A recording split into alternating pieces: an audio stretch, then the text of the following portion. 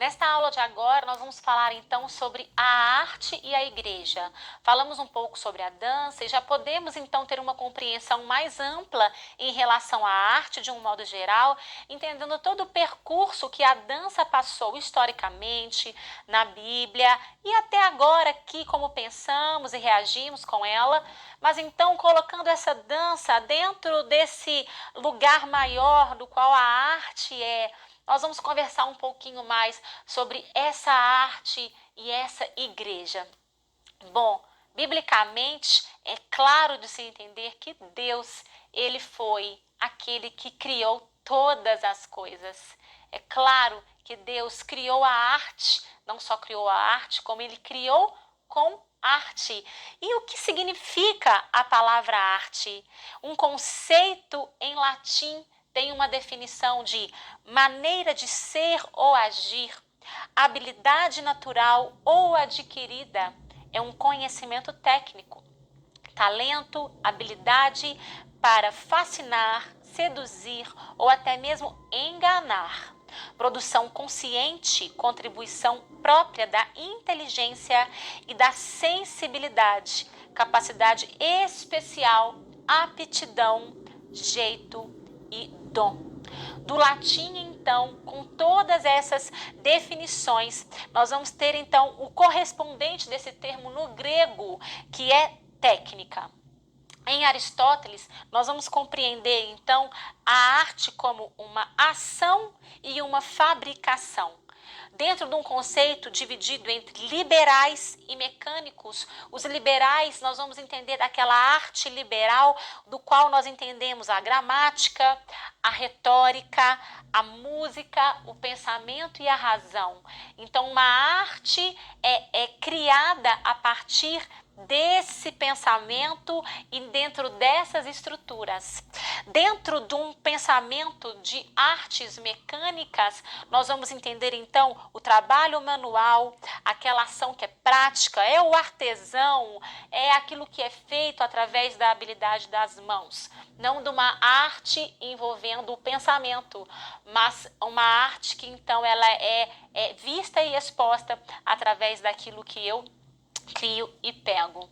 Essa arte, então, entendendo lá em Gênesis 1, que Deus foi o primeiro, ele foi o primeiro a dizer e criar, ele foi o primeiro a formar, ele foi o primeiro a moldar. E a partir então daquilo que ele cria, do que ele faz, ele dá vida, ele cria com texturas, ele cria com cores, com percepção. Nós vamos ter aqui os nossos 5 sentidos, o tato, o gosto, o paladar, o cheiro, o olfato. E essa arte que é percebida pelos nossos sentidos e que é levada até o nosso racional, aonde lá se faz as conexões e as interpretações, a razão, o conhecimento, e tudo isso vai formando então o que somos, como pensamos, como vamos agir. Essa arte então criada, percebida através dos nossos sentidos. É por isso que nós nos sensibilizamos, é por isso que ao ver algo belo, nós nos admiramos, porque a arte está ligada aos sentidos, e os sentidos e a arte também está ligado à nossa percepção e, é claro, consecutivamente ao nosso pensamento. Deus então foi aquele que deu o start, ele criou, e ele criou, ele viu que era bom, assim como falamos em relação ao corpo, Deus criou o corpo humano, ele criou com tanta arte, com tanta habilidade, tudo que somos, as frutas, as conexões das nossas enzimas com aquilo que existe de nutrientes nas frutas, naquilo que está externo a nós, para que haja uma conexão do todo. Só um artista, um estrategista para criar esse universo que se relaciona, que se correlaciona, que se soma e que de alguma forma transforma. Esse Deus, então, cria tudo bom e cria o muito bom e cria esse homem muito bom, a sua imagem e semelhança. Nós somos obra de arte de Deus e também somos fazedores de arte. Deus nos cria, então, como criadores. à sua imagem e semelhança, aptos também a criar, reproduzir e dominar sobre a própria criação de Deus. Ele cria e ele coloca então nas nossas mãos, para que nós pudéssemos então continuar a criar, fabricar, cuidar, fazer, sensibilizar, alimentar, nutrir, perceber.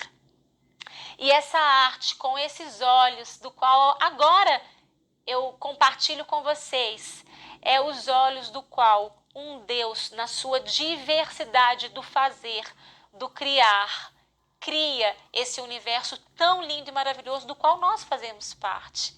É por isso que existe sim a diversidade de se ver, das cores, do tocar. Cada um é tocado e sensibilizado de uma forma.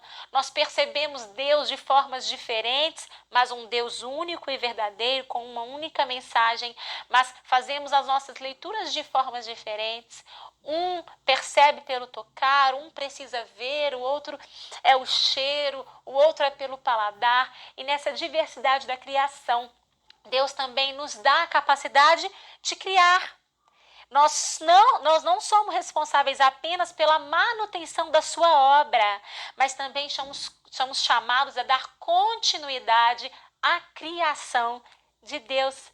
Então, nós podemos ver a matéria-prima, nós temos o minério de ferro, mas nós podemos então fazer as construções, nós vemos as ondas sonoras, então nós podemos criar a música, podemos criar aí através da energia, a possibilidade de ter luz, a internet, a tecnologia que o homem foi desenvolvendo. Nós temos as leis naturais criadas por Deus, a gravidade, e aí então nós construímos o avião, construímos os foguetes.